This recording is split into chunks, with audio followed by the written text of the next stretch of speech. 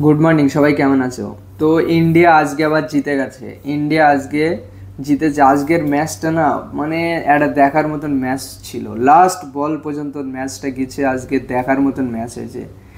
আজকে ফির ইন্ডিয়া জিতে গেছে সেকেন্ড ওডিআই ম্যাচে সাউথ আফ্রিকার সাথে। ইন্ডিয়া ভার্সেস সাউথ আফ্রিকার যে ওমেন টিমের যে ম্যাচ চলছিল, তিনটি ওডিআই ম্যাচ ছিল, সেখানে দুটোতে ইন্ডিয়া জয় হয়ে গেছে। তার মানে ইন্ডিয়া সিরিজ জয়ী হয়ে গেছে, কিন্তু এখনও একটা ম্যাচ বাকি আছে। প্রথম ম্যাচটা অনেক রানে জিতেছিল, 143 রানে। সেকেন্ড ম্যাচটা জিতেছে 4 রানে। কিন্তু সেকেন্ড ম্যাচে ইন্ডিয়া রান করেছিল কত জানো? 325 রান করেছিল।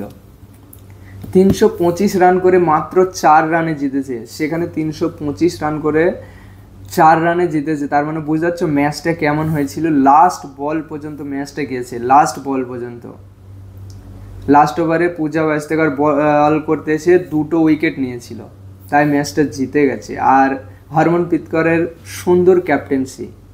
হরমনপ্রীত কর সেঞ্চুরি মেরেছে, প্লেয়ার অফ দ্য ম্যাচ হয়েছে। হাইয়েস্ট রান করছে স্মৃতি মান্দানা, 136 রান। 136 রান করছে স্মৃতি মান্দানা। হরমনপ্রীত কর 106 রান মনে হয়, মানে 100-এর ওপরে করেছে। প্লেয়ার অফ দ্য ম্যাচ হয়েছে হরমনপ্রীত কর।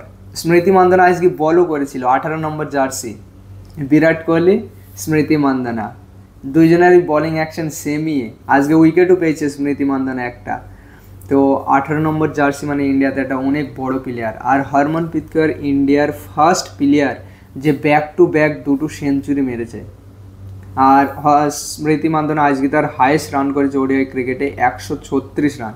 এর আগে ছিল 135, এই ম্যাচে এক বেশি করেছে, 136 রান।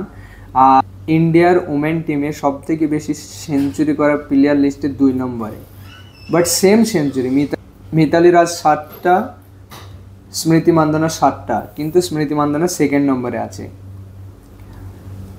স্মৃতি মান্দানা আজকে বোলিংও করেছে, একটা উইকেট পেয়ে। রিচা ঘোষ খুব সুন্দর খেলেছে, 13 বলে 25 করেছে। ইন্ডিয়ার টোটাল 325 রান করে।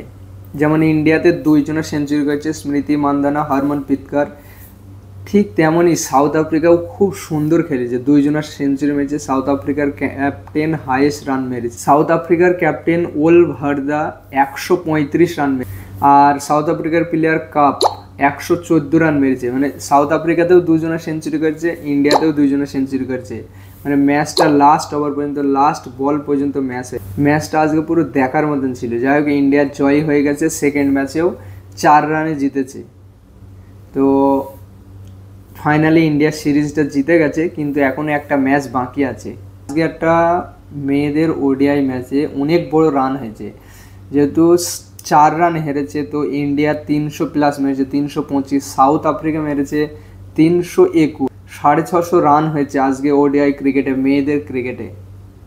তো মেয়েরাও এখন না অনেক বড় বড় রান চেস করতে পারে। 325 রান চেস হয়ে যাচ্ছিল, মানে বুঝতে পারছো, মানে একটা অনেক বড় স্কোর একটা।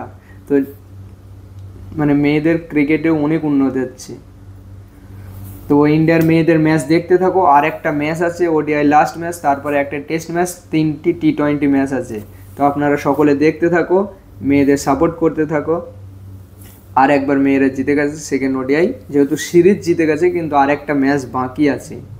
আই হোপ ইন্ডিয়া ওই ম্যাচটাও জেতে, তো 3টিতে 3টি জিতে যাবে ইন্ডিয়া। Thank you.